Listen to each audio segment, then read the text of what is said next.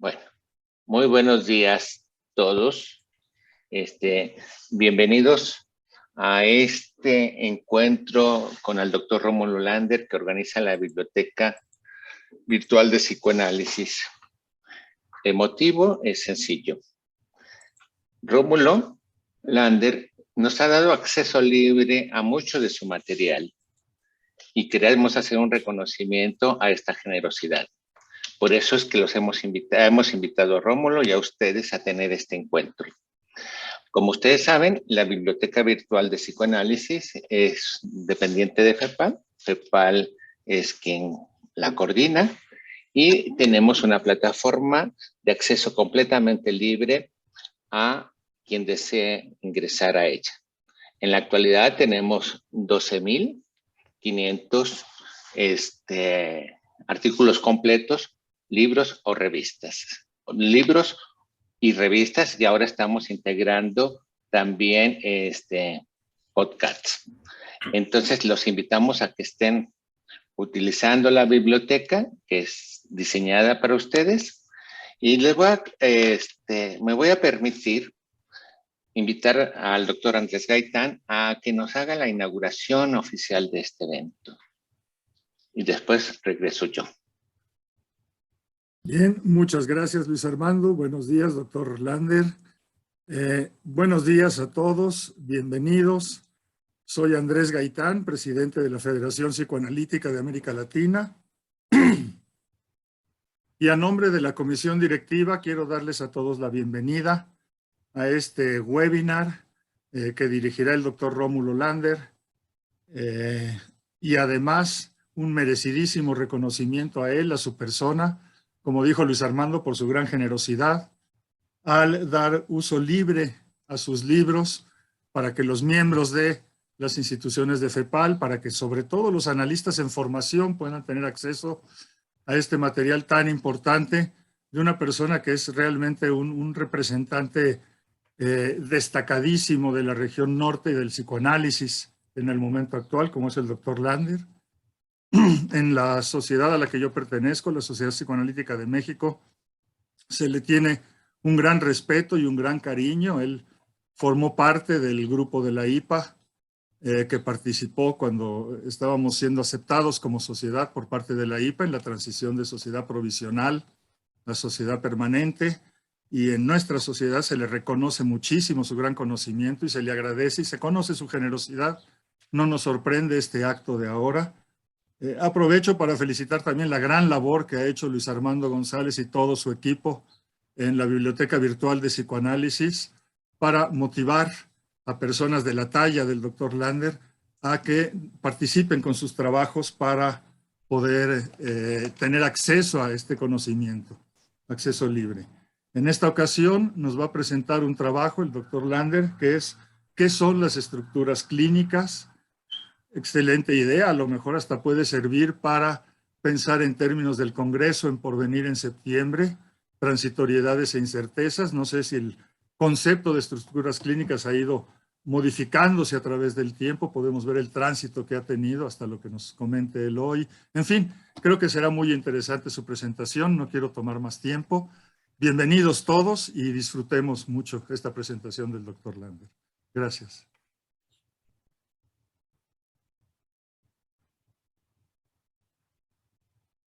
Micrófono, Luis. Estás apagado, Luis Armando.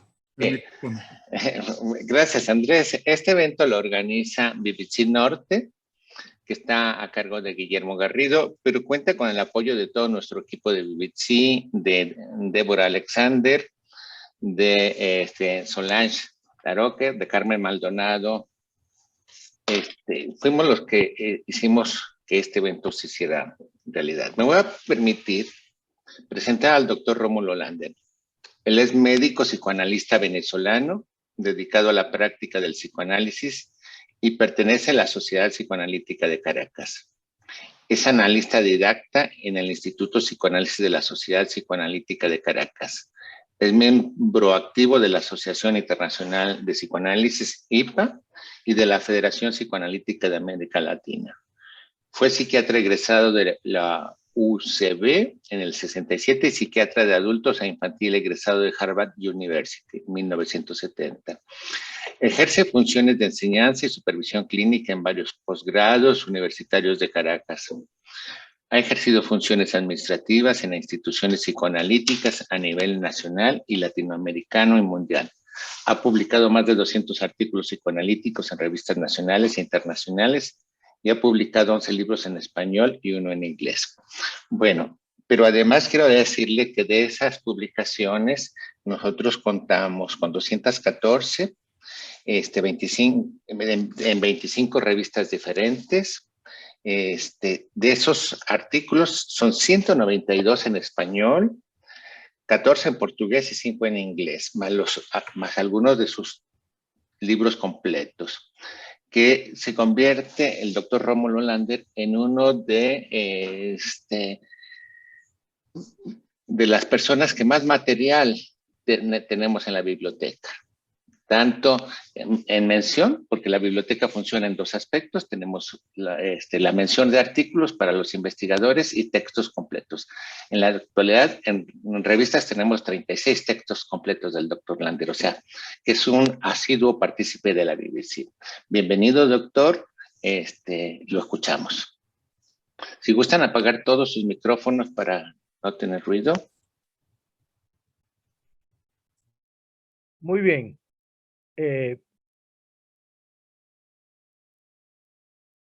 Muy agradecido con todos ustedes por esta invitación. A la verdad es que me sorprendió gratamente y me da mucho gusto poder debatir ideas. La actividad así pública más fructífera y más grata es cuando uno puede presentar ideas con un objeto de ser debatidas, ya sea en el hospital, en donde hay distintas formas, distintas maneras de ejercer la psicoterapia, vamos a decir, dinámica, que trabaja bajo la base de que existe el inconsciente, y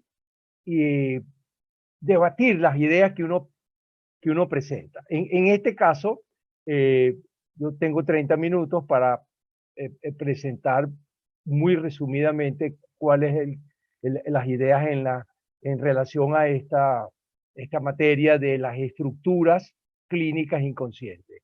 Y me da mucho gusto poder oír las diferencias de criterio, las preguntas o la discusión de la validez de algunas conclusiones que yo pueda presentar en relación a este tema.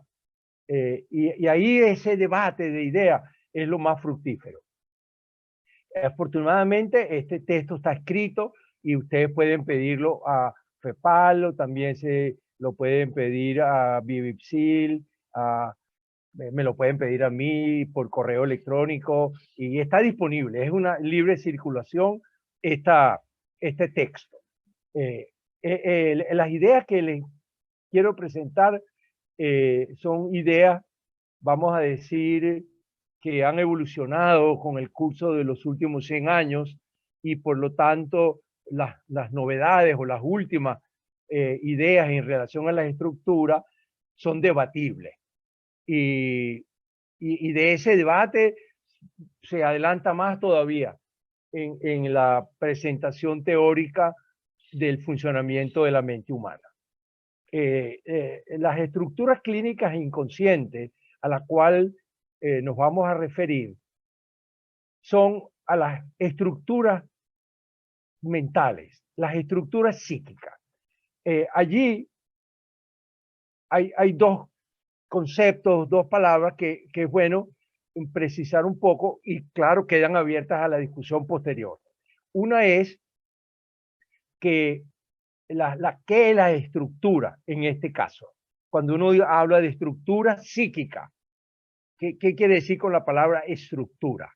Bueno, en la estructura, la proposición, que eso ya viene desde comienzos del siglo, fuera del psicoanálisis, las estructuras generales, y luego en psicoanálisis. Se refiere a que la mente es considerada, o la psique humana, vamos a llamarla la mente, es considerada como un todo. Y ese todo tiene una serie de partes. Y esas partes están relacionadas entre sí.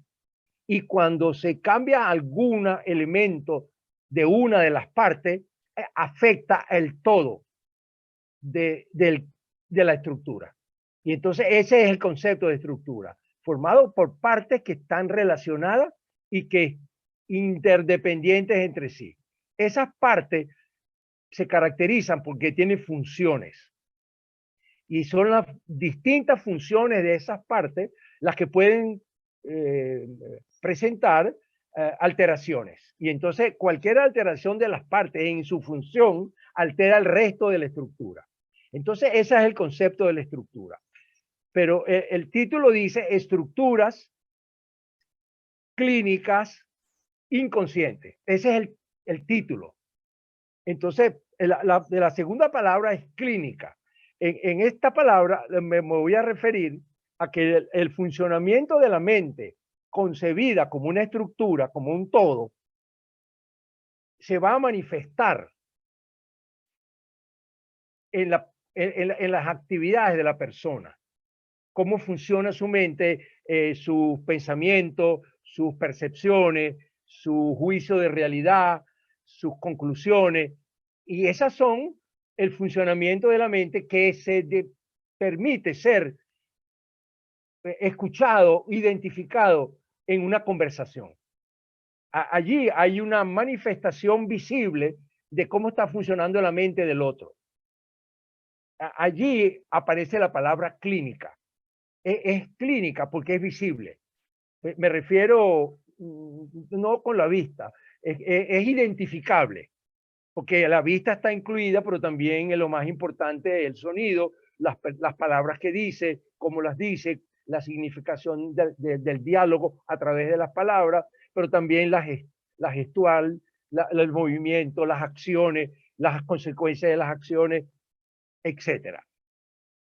Es identificable. Ahí aparece la palabra clínica. Entonces son estructuras clínicas inconscientes que refiere a que el trabajo va a estar dirigido específicamente a las manifestaciones clínicas de las estructuras inconscientes. Esta parte inconsciente ya vamos a decir crea un problema más grave, porque no todas las personas que trabajan con la mente humana creen que existe el inconsciente freudiano. Freud ya en 1883 publicó trabajos clínicos y teóricos que presentaban una hipótesis que la mente humana está dividida en consciente e inconsciente. Freud fue el primer pensador que propuso una teoría del aparato mental, de cómo funciona la mente. Antes no existía ninguna teoría que propusiera cómo funciona la mente. Lo que había antes eran diagnósticos psiquiátricos que identificaban lo que en la época se llamaban patologías mentales, y unas y otras de distintos países europeos fueron aumentando el número de diagnósticos, vamos a decir, psiquiátricos. Pero en esos diagnósticos psiquiátricos no existía, en los originales, ninguna propuesta de aparato mental. Fue Freud el primero. Pero ese aparato mental queda como establecido en la primera tópica con el consciente, el inconsciente y una figura de censura que él llamó preconsciente. Y esa primera tópica. Pero ya en el año 23, Freud introduce la segunda tópica, que es producto de trabajar 20 años con colegas europeos, psicoanalistas cercanos a él, que discutieron mucho esta cosa de enriquecer el concepto del aparato mental. Y plantearon cosas muy valiosas que llevó a Freud a hacer una segunda tópica, que sería en la cual trabajamos hoy día, que es el yo, el ello y el superyo. Ahora, esta segunda tópica cae dentro del capítulo de las estructuras clínicas inconscientes. Pero el trabajo no se refiere a la segunda tópica. Sabemos que la personalidad se desarrolla después de concebido el feto, en un periodo fetal, y luego de cuando nace se va a desarrollar, y hay básicamente 3 etapas descritas por Freud en el desarrollo de la personalidad. La etapa oral, la etapa anal y la etapa genital. Todas esas etapas tienen sus funciones propias. La etapa oral se distingue por esto y por esto y por esto, la etapa anal igual y la etapa genital igual. Entonces, esta parte del desarrollo de las estructuras que están incluidas en la mente, en la personalidad, están claramente definidas, identificadas. La parte clínica se ve cuando hay manifestaciones en un adulto de funcionamiento de la mente que corresponde a la etapa oral o a la etapa anal o a la etapa genital. Eso es como el trabajo de todos los días de nosotros. Pero la propuesta más reciente, me refiero después del año 50,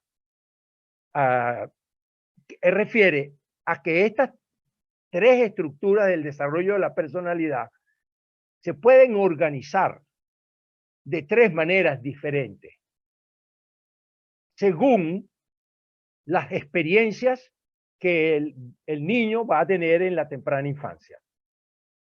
Y va a, claro, afectar la forma como se establece y se desarrolla la etapa oral, claro que sí, pero el punto es, el punto nuevo, pues lo novedoso, es que esas experiencias de la temprana infancia van a provocar organizaciones clínicas, y ya veremos la manifestación, de 3 tipos. Una forma neurótica de que se organiza la personalidad basada en que esa personalidad va a usar un mecanismo fundamental para organizarse a través de la etapa oral, anal y genital, pero se va a organizar usando un mecanismo básico que se llama la represión. Se puede incluir la palabra escisión-represión, porque hay que reprimir, hay que escindir y pues luego reprimir. Pero usando la palabra represión queda incluido que hay que escindir para reprimir. Pero la mente que se va desarrollando y usando la básica defensa de organización de la mente con la represión, lo que resulta es una organización llamada neurótica. Y luego voy a explicar un poquitico, si me da el tiempo. Por cierto que no vi la hora. Guillermo me avisa cuando llegue a los 30 minutos, porque no me fijé bien a qué hora comencé, ¿no? Bueno, la segunda manera de organizarse la mente es usando otro mecanismo que no es la represión, que se llama, ya va.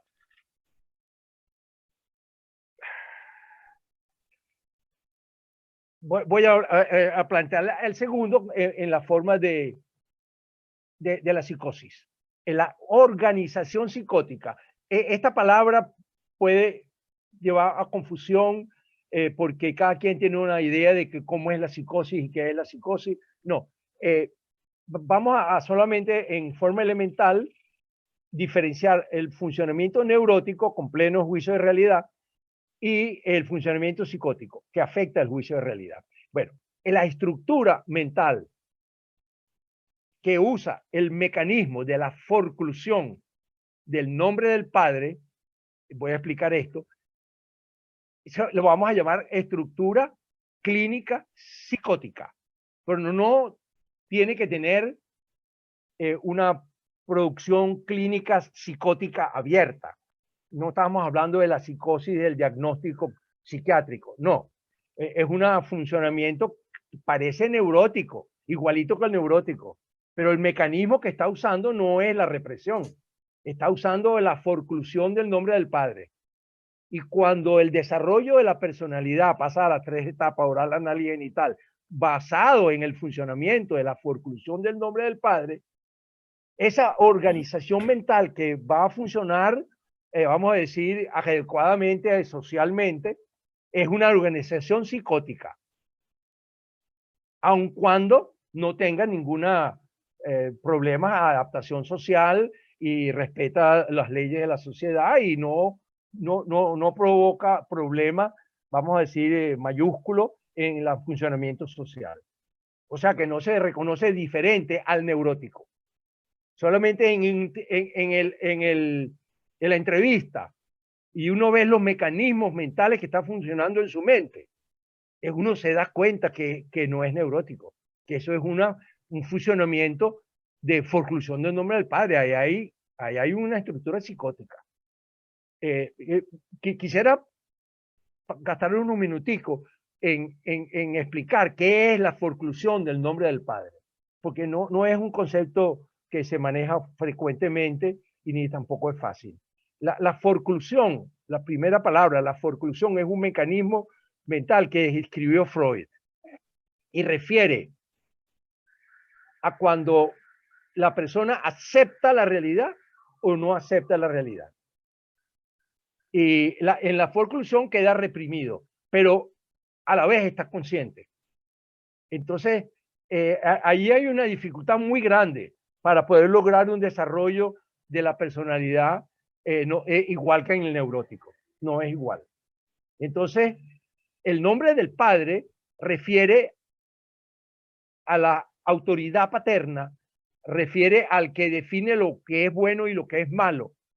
Eso está dentro de la autoridad paterna. Esto es bueno, esto es malo. Lo define el nombre del padre. Entonces, hay una forclusión del nombre del padre, de lo que es correcto o bueno, aceptable, o lo que no es aceptable o es malo, etcétera. Lo bueno y lo malo.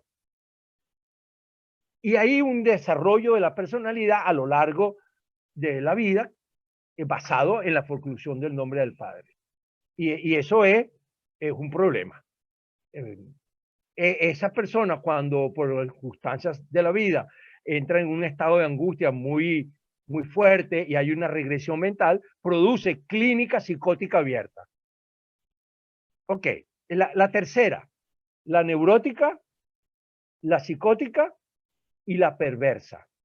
La perversa se refiere específicamente a la vida sexual, porque he oído que de repente aplican el concepto de perversión para otras cosas. Por ejemplo, la perversión del apetito. Qué sé yo, les gusta comer torta con salsa de tomate. Bueno, es una vaina rara, si es un dulce con salsa de tomate. Entonces no, tiene pervertido el apetito o el gusto de la comida. Bueno, eso no tiene nada que ver con perversión. Lo tendrá enredado, pero no es perverso. Porque la palabra perversa en psicoanálisis la reservamos solamente a la vida sexual y refiere a ciertas cosas específicas de la vida sexual, que no son la buena o la bonita o la aceptable coito de forma de la relación sexual buena. No tiene nada que ver con la moralidad ni nada que ver con las ideas religiosas, sino los mecanismos mentales que están usando la pulsión sexual. Eso es lo que lo define de perverso. ¿Cuál es él y cuál es? No es el momento para explicarlo porque, bueno, se nos va el tiempo en los minuticos que quedan. Entonces, el mecanismo que se va a usar en esta tercera vía es el mecanismo de la desmentida. De la desmentida de la diferencia anatómica de los sexos. Porque la desmentida es cuando uno percibe la realidad, la reconoce como realidad, pero luego hay como una especie de negación. Lo desmiente. Por ejemplo, el niño puede ver a la madre desnuda, ponle tú que se está empañando, y ve que no tiene pene. Pero esa percepción es sometida a una modificación. Ahí esa modificación lo llaman desmentida. Y ve que tiene pene. O sea, ve un pene en la madre que la madre no tiene. Pero es una percepción alterada, desmentida, que afecta la diferencia anatómica de los sexos.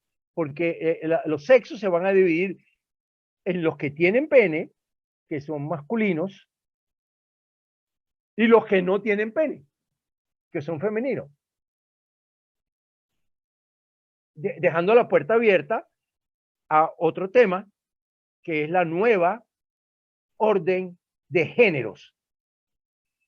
Al haber en existencia y claramente posibilidades, que haya otras posibilidades que no son ni masculino ni femenino, que haya una tercera y una cuarta posibilidad de género distinta al masculino y femenino. Bueno, eso existe, pero eso es otro tema muy interesante, por cierto, que es el género sexual. ¿Qué es el género sexual? ¿Cuántos géneros sexuales hay? Etcétera, etcétera. En este caso estamos en lo básico. Se dividen en dos géneros, el masculino y el femenino, y hay una diferencia anatómica en esa diferencia de género. Y la persona que decrece y pasa de oral, anal a genital, etcétera, basado en la desmentida de la diferencia anatómica, los hombres pueden ser mujeres, las mujeres pueden ser hombres, el carro puede ser autobús, el que está vivo está muerto, el que está muerto puede estar vivo. Todas esas diferencias que son dicotómicas quedan afectadas. Bueno, esa personalidad que se desarrolla por ese lado, que es la tercera opción, es perversa, se llama perversa, porque afecta la vida sexual. Y el sexo a esas personas existe, y existe el orgasmo para esas personas, pero siempre y cuando la unión sexual puede ser de cualquier tipo, respete el guión que necesita esa persona para poder entrar en una excitación sexual. Puede ser con hombre, mujer, puede ser homosexual, lo que sea. Ese no es el problema. El problema es el guión. ¿Cómo es el acto sexual? ¿Qué es lo que es deseable en esa otra persona? Sea hombre o mujer, sea bisexual, homosexual, heterosexual. Esas no van por ahí, sino por la forma, el guión perverso de cada quien, que tiene una estructura perversa. Cada estructura perversa tiene su guión particular, sexual. Estoy hablando específicamente sexual. Bueno, entonces ahí tenemos tres estructuras clínicas inconscientes propuestas: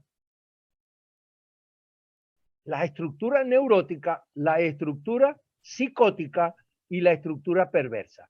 La misma estructura neurótica puede perder momentos de realidad y tiene una clínica psicótica, pero sería como una histeria que perdió la realidad y tiene una crisis psicótica. Pero esa crisis psicótica es muy transitoria, tiene una dinámica muy clara y es una personalidad histérica, porque lo que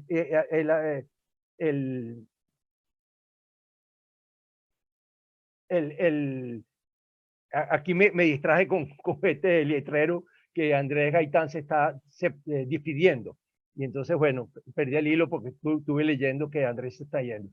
Hasta luego, Andrés. Encantado de verte brevemente, pero nos vimos.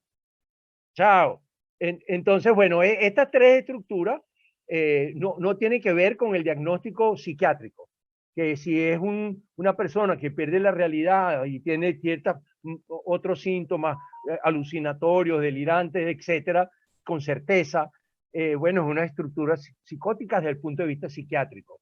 Y ya está. y tiene una manera de abordaje y una forma de tratamiento, etc. Pero en la clínica psicoanalítica, la pérdida de la realidad, la presencia de ideas delirantes o las alucinaciones, no significa que la estructura mental de esa persona es psicótica. No, puede ser neurótica o puede ser perversa, pero tiene una manifestación que perdió la realidad por esta y esta razón, dinámicamente explicable. Esa es vamos a decir, el centro del documento, del texto que le mandé. Esa es la idea, de presentar estas tres estructuras clínicas inconscientes. En el texto, ustedes van a ver que se especifica mucho más, con más detalle, cómo es la estructura neurótica, cómo es la estructura psicótica, cómo es la estructura perversa. Y también se plantea con más detalle el tema de, en la entrevista con el analista, el analista, cómo organiza la información para identificar elementos neuróticos, psicóticos o perversos. Ahí está especificado también. Yo propongo que en la clínica, a la entrevista, uno tiene que poner mucha atención cuando está escuchando el diálogo o está escuchando, vamos a decir, el discurso de lo que está produciendo la mente del analizando, o vamos a decir el entrevistado, porque antes de ser aceptado como para análisis, pero es una entrevista, pues una entrevista dinámica. Hay que tener cuidado con cuatro cosas, y ahí los explico en el documento, en este texto. Una es el tipo de relación de objeto que va a ser deducido por el analista que está oyendo la historia, que está oyendo el cuento. Y en el cuento van a aparecer personajes en la mente del que está hablando, y esos personajes tienen una relación unos con otros y con el que habla, vamos a llamarlo el sujeto. Esa relación de objeto es identificable plenamente. Si es una relación de objeto oral, si es una relación de objeto anal, o si es una relación de objeto genital, pues más avanzado, triangular. Según las características de lo que está contando, que es la relación de objeto con esas personas. Entonces uno identifica muy claro, no es nada difícil, pero está explicado ahí en el texto. Entonces uno concluye, bueno, esta persona tiene relaciones de objeto de predominio anales, o sea, de predominio de dependencia. La relación de objeto anal se caracteriza en un primer momento, en lo más visible, por si es simbiótica, por si es dependiente o por si es interdependiente con el objeto. Y cuando es dependiente del objeto, esa es una relación de objeto que llamamos anal. No llega a una relación de objeto interdependiente, pero tampoco está en una relación simbiótica, fusional, que es oral. Entonces, lo primero es la relación de objeto. ¿Qué tipo de relación de objeto está mostrando que usa, que tiene en su vida diaria? Lo segundo es estar pendiente de cuál tipo de angustia presenta en ese cuento que está contando. En la entrevista, 2, 3 entrevistas preliminares. Trae una angustia. Ok, ¿qué tipo de angustia trae?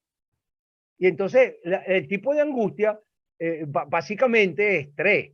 Son las angustias orales, las angustias anales y las angustias genitales. Son muy distintas unas de otras. Apartando de las crisis de angustia que son pánico, que son orales, en donde se fusiona y pierde el sentido de realidad, un estado de pánico. Eso no lo considero, eso es muy burdo, muy grandote. Esto es un poco más, hay que estar más atento y y más claro en los 3 tipos de angustia. Están bien ahí, están en el texto. Brevemente, porque más o menos un cuarto de página, cada punto. La angustia tiene un documento aparte, los que quieran, que yo lo escribí más largo, que son como 30 páginas, de nada más que la angustia. Entonces, pero aquí puse solamente la parte clínica muy chiquita, media página. La angustia oral, la angustia anal y la angustia genital. La angustia oral tiene una característica sobresaliente, que es la angustia de muerte. Es más usado la palabra aniquilación. La angustia de aniquilación, bueno, ese es oral. La personalidad, pues, como todos sabemos, puede tener momentos de progreso, momentos de regreso, momentos de fijación, pero hay momentos de regreso en que la persona tiene la angustia de aniquilación a millón, la angustia de muerte. En ese momento está funcionando con mecanismos orales y es peligroso porque los mecanismos orales son mecanismos muy primitivos y puede crearle problemas. Pero eso es pasajero, sin terapia ni nada, sino el mismo curso de los acontecimientos de la vida hace que se recupere y recupere el funcionamiento y 5 minutos quedan. Muy bien, gracias, Guillermo. Entonces, esa es la angustia oral. La angustia anal es básicamente lo que más llama la atención es la angustia de separación. Cuando hay una relación de algo con su trabajo, con los familiares, con las cosas, y que cae en una angustia terrible porque perdió eso, hay angustia de separación, pérdida de objeto, y cae en angustia de separación. No es angustia de aniquilación. La angustia de separación puede ser tan fuerte que deja ver que no, que la angustia pasa a ser una angustia de aniquilación. O sea, pasa en un funcionamiento oral. Pero hay veces que no, pues se soporta la angustia de pérdida, de separación. Esa es la anal. Y la angustia genital o la angustia triangular no es de separación. Es una angustia de fracaso. El sentimiento del fracaso, las consecuencias del fracaso, provoca una angustia muy particular y corresponde a un funcionamiento mental de tipo triangular, genital, pues. También edípico se puede llamar, edípico, oral, anal y edípico. Yo prefiero llamarlo genital, oral, anal y genital, que incluye 3. Aquí 1, aquí 2 y aquí 3.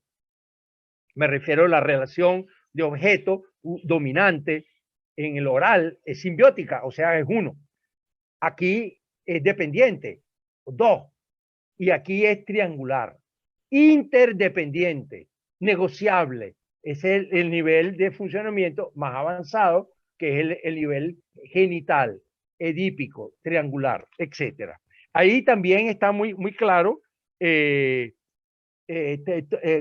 como, por ejemplo, el fenómeno de la alteridad, que es fundamental para la vida, que es que yo soy yo y tú eres tú. Entonces yo reconozco que tú no soy yo, pero yo tengo relación contigo de cualquier sea, de amor, de odio, de necesidad, de dependencia, pero es un otro. Cuando hay capacidad de reconocer la existencia del otro, que no soy yo, ahí hay alteridad, alteridad del ser. Bueno, en los mecanismos orales, lo primero que se pierde es la alteridad. Yo soy tú y tú eres yo, y lo que te pase a ti me está pasando a mí. Y eso es una pérdida de la alteridad. Bueno, ahí en el texto les explico cómo afecta la alteridad en uno y en otro y en otro. Y eso es todo. Estructuras clínicas inconscientes. Y no estoy hablando de ninguna entidad clínica particular, sino solamente es el modo de funcionamiento de la mente, del psiquismo humano. Y aparte de los 3 periodos del desarrollo, como expliqué al comienzo. Y el texto es básicamente eso, que aparte del desarrollo oral, anal y genital, hay maneras de organizarse. Que queda un poco algo que no mencioné, que es que esas tres estructuras, vamos a llamar clínicas inconscientes, neurótica, psicótica y perversa, en ella misma tienen dos posibilidades de organizarse, todas. La oral tiene dos, perdón, la neurótica tiene dos, la psicótica tiene dos y la perversa tiene dos. Estas dos también están escritas en el texto. Tiene un nombre cada una, ¿no?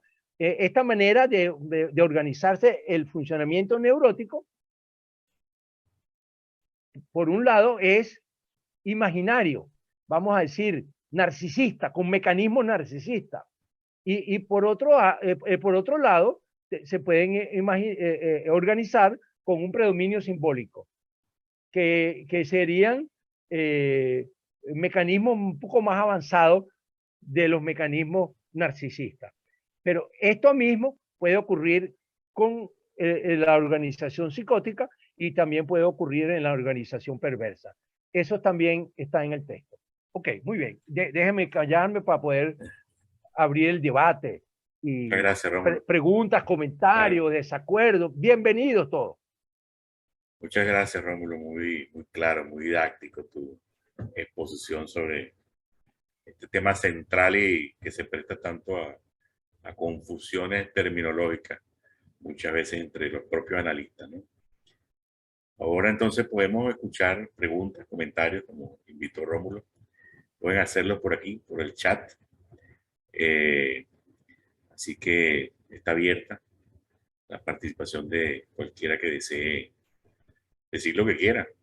Comentario, crítica, pregunta, debate, duda. Okay.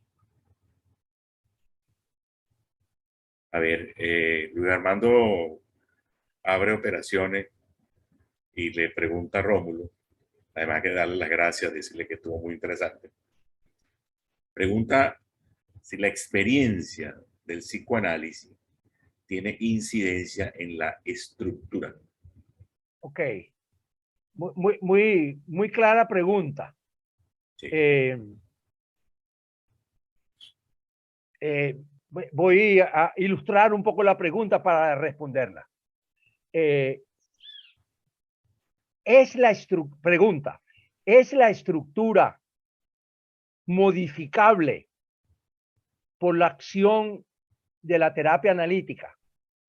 O sea, una persona que está en análisis tiene una estructura X, esa estructura va a ser modificada como consecuencia de la terapia analítica.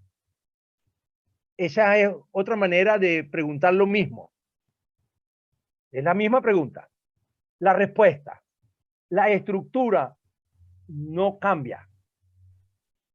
La estructura que se establece no cambia a lo largo de la vida. Pero lo que sí cambia es la manera de funcionar, la manera de entenderse sí mismo dentro de la estructura. Pero no es posible pensar, esto es opinión mía, discutible, no es posible pensar que una estructura neurótica va a pasar a una estructura perversa o va a pasar a una estructura psicótica. Las estructuras no cambian de una para otra. Pero dentro de la estructura psicótica, por ejemplo, se pueden reorganizar los elementos de su vida, los vínculos, la significación de los traumas que ha tenido y reorganiza su manera de vivir dentro de la misma estructura, en el neurótico, en el psicótico y en el perverso. Pero la respuesta en corto a la pregunta es: las estructuras no cambian. Y eso es tema de gran discusión. Ok. Rómulo, yo te voy a hacer una pregunta, esperando que aparezcan otras más. Me llamó la atención, y ya sabrás por dónde va mi pregunta, que excluiste la famosa estructura limítrofe. Sí. Sí, y quisiera saber cuál es tu posición teórica al respecto y por qué preferías o prefieres en este momento de tu vida profesional excluir la existencia de esa estructura. Y luego una segunda pregunta, porque viene derivada de tu respuesta anterior. Y ¿qué piensas tú si bien la estructura no cambia, qué piensas de la existencia de lo que se ha llamado los niveles de funcionamiento dentro de las estructuras? Así que hay estructuras que, siendo, por ejemplo, neuróticas, pueden tener en un momento dado un nivel de funcionamiento psicótico. Y así como estructuras limítrofes se mueven dentro de un nivel de funcionamiento a veces más neurótico, a veces más psicótico. Esas dos preguntas, pues lo que me puedes decir, muchas gracias. Ok.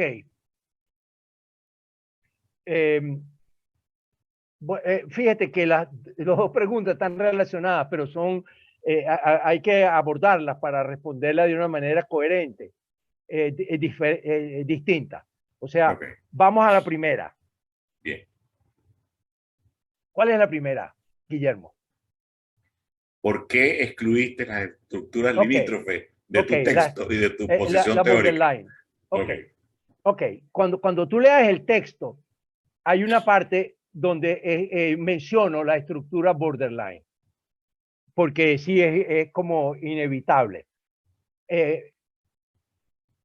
La coloco, la estructura border, en la organización neurótica. Okay. En la estructura border funciona, se organiza en base a la represión y por lo tanto es una estructura neurótica. Pero el problema es que en la estructura neurótica hay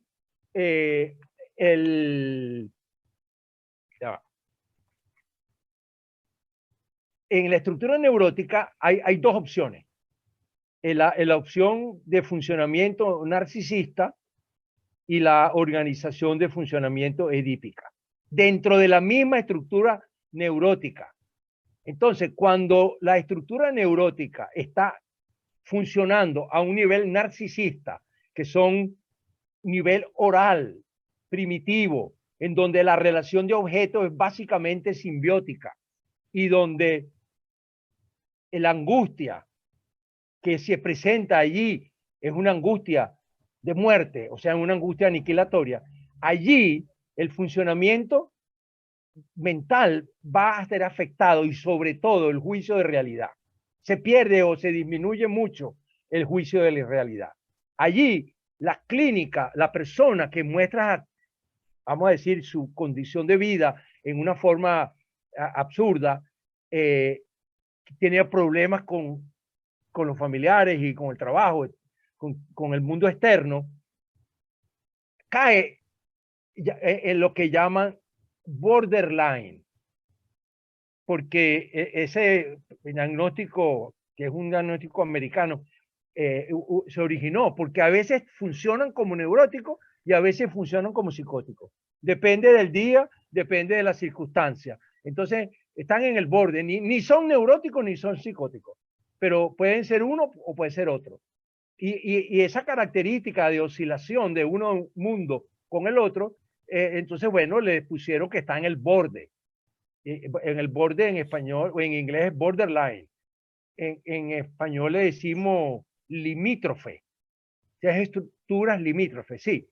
Es una estructura neurótica de predominio narcisista, porque funciona con mecanismos de represión, pero con tendencia a un funcionamiento de fusión objetal y con angustias de muerte. Ahí está ubicada la estructura borderline, la estructura limítrofe. Esa estructura limítrofe se mejora muchísimo con análisis. Es bueno no medicarla porque enreda todo la medicación. La medicación, en vez de ayudar, entorpece, dificulta el trabajo. Porque la persona que está funcionando así, que es neurótica, va a mejorar de su funcionamiento narcisista a un funcionamiento edípico, con discriminación, self-objeto, con angustias de predominio de separación. A veces puede tener angustias fusionales, de angustias de muerte, pero puede mejorar. Y a medida que se da cuenta de cuál es lo que lo empuja a funcionar de una manera limítrofe o una manera, vamos a decir, fusional de objetos, y aprende a reconocerlo, hay un enriquecimiento mental muy visible. Son las personas que más se dan cuenta del progreso mental. Es decir, la respuesta a la primera pregunta es que están incluidas en el funcionamiento neurótico con predominio de mecanismos narcisistas. En el texto está, búscalo ahí, ahí está. No tiene mucho, tiene como 4 líneas o 5 líneas. La segunda parte, ¿cuál era la segunda parte? La segunda pregunta. ¿Qué opinas de Guillermo? lo que se ha llamado los niveles de funcionamiento dentro de la estructura, por la capacidad que tienen las estructuras de moverse más hacia lo neurótico o más hacia lo psicótico, dependiendo de la efectividad del tratamiento, sin que cambie la estructura? Coincido contigo que la estructura no va a cambiar. Pero su pregunta es si su nivel de funcionamiento sí puede cambiar. Sí, ok. Creo que la explicación en la primera pregunta ya incluye la respuesta de la segunda pregunta. Sí. Cuando la persona, por ejemplo, neurótica, está funcionando y por alguna circunstancia de la vida, la angustia que produce ciertos acontecimientos inesperados es una angustia positiva, es una angustia de muerte, es una angustia de aniquilación. La presencia de la angustia es la que hace que los mecanismos mentales tengan que activarse de supervivencia del funcionamiento mental. Y entonces aparecen una serie de síntomas que son productos de la lucha por la supervivencia, de la amenaza del funcionamiento mental por el acontecimiento que ocurrió. Un acontecimiento que tiene una repercusión en su funcionamiento mental y amenaza. Entonces, a medida que ese trabajo se va revelando y la persona va entendiendo, la angustia de muerte baja y aparece una angustia de pérdida, una angustia de separación, una angustia más benigna. Y el funcionamiento mental de supervivencia ya se va alejando. O sea que hay un cambio, claro que sí, dentro de la misma estructura por efecto del diálogo analítico, por el efecto del conocimiento, de la comprensión de lo que le está pasando a esa persona. Ese conocimiento tiene un poder enorme y produce cambios y los síntomas cambian, aparecen otros más suaves o desaparece viendo a ver cómo va la cosa. Y entonces esa evolución es visible, pues. Es visible. Ok, gracias, Aaron. Tenemos una última pregunta de Andrés Conde de México. Además que te agradece la manera sencilla, pero cargada de... ¿Cuál es la pregunta? La pregunta es, ¿qué opina usted del concepto de organización mental a distinción del concepto de estructura?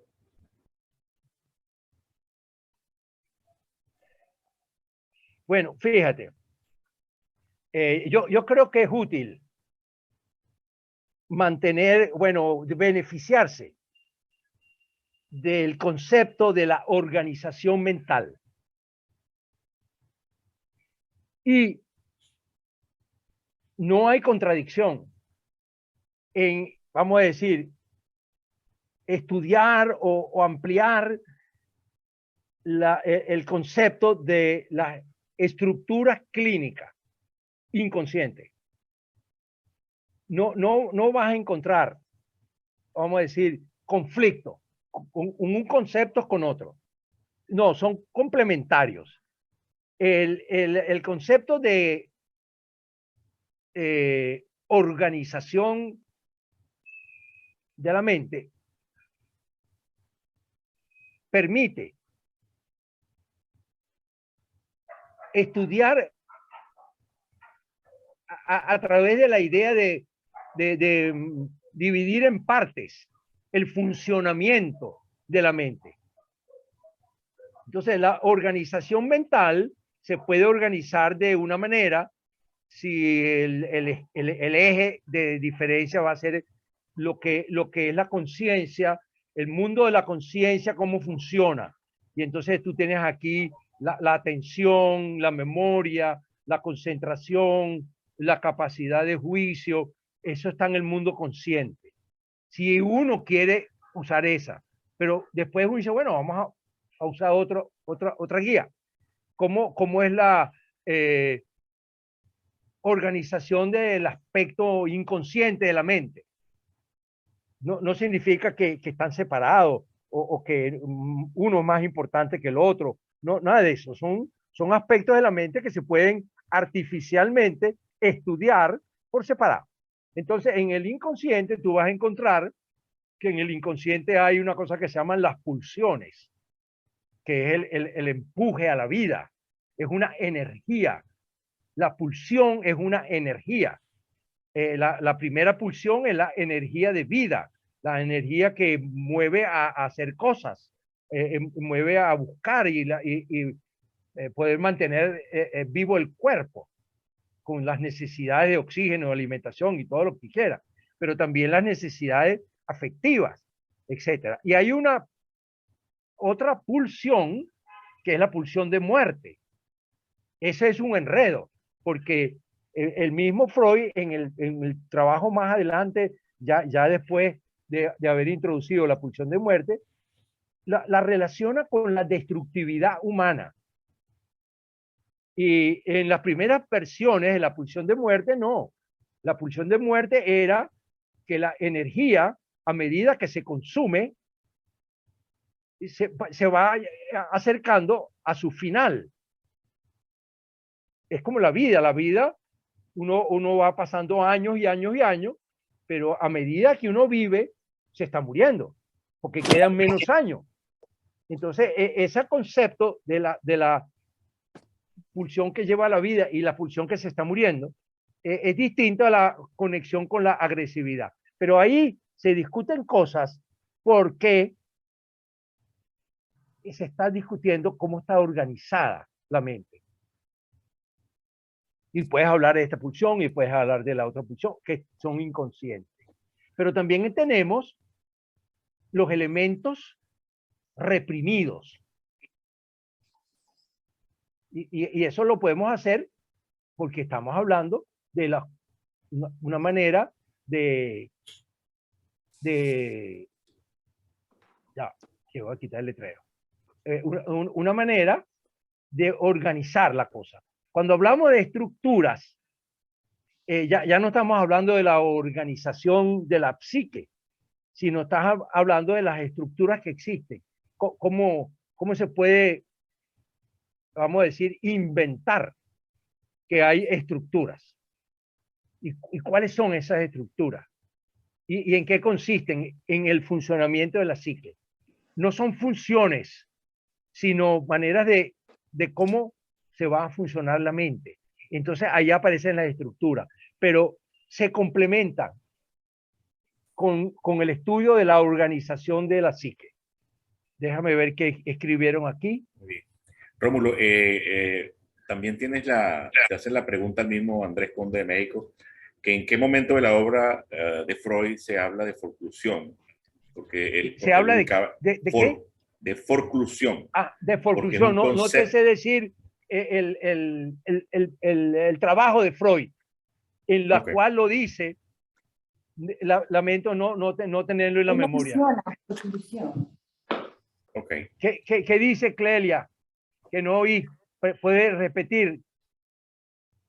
No, no fue O Clelia, Lilian. fue Lilian. Clelia. Alguien habló. Lilian. Lilian, ¿qué dijiste, Lilian? No, no, No. perdón, que se activó el micrófono. No, no, gracias. Ah, ok, Estoy escuchando. no había pregunta. Ok, perdón. Muy bien, Ok. no hay problema. Yo creo que pues, en aras del tiempo y la puntualidad estaríamos terminando. Quisiera que Luis despida el evento. ¿Te parece, Yo Luis? quería decir algo ¿Cómo antes de no? terminar. Claro, por supuesto. Para los que quieran el trabajo, porque a varios escribieron aquí que querían leerlo, pueden pedírselo a Guillermo Garrido, si tienen su dirección, pueden pedirlo a FEPAL, que aparece en la página fepal.com, y también me lo pueden pedir a mí si quieren, rlander39 @gmail.com. Pero lo lógico es que se lo pidan a FEPAL, pues, que es la organizadora de este evento. Y que lo repartan a todo FEPAL, al que vino y al que no vino también, para que sepan que hablamos de esto. Muy bien. Luis, Muy bien. pues, tiene la palabra. Sí, muchísimas gracias, Rómulo. Fue muy interesante escucharte. Sí, seguramente vamos a hacer varias cosas para que el material esté disponible. Una, enviárselos a los que se inscribieron. Tenemos sus correos.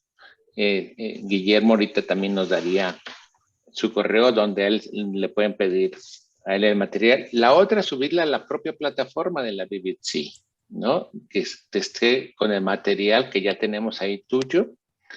Y pues estamos muy agradecidos nuevamente contigo, con todos los que participaron, muy buen grupo, más de 30 personas, creo que nos da para pensar, que para eso hacemos estos encuentros. BBC es un lugar de encuentro. Solange y Débora dicen que es mucho más que una biblioteca, somos un lugar de encuentro y eso es lo que vamos a estar haciendo. Nuestro propio próximo encuentro es con el doctor Carlos Nemirovsky y va a ser en marzo, ya les avisaremos una semana antes porque ya vimos que igual la gente que quiere viene, aunque le avisemos la última semana. Pero muchas gracias a todos, muchas gracias a Carmen, a Solange, a Guillermo y a Débora por la organización de este evento y a FEPAL porque nos brindó la plataforma y el apoyo para que lo podamos realizar.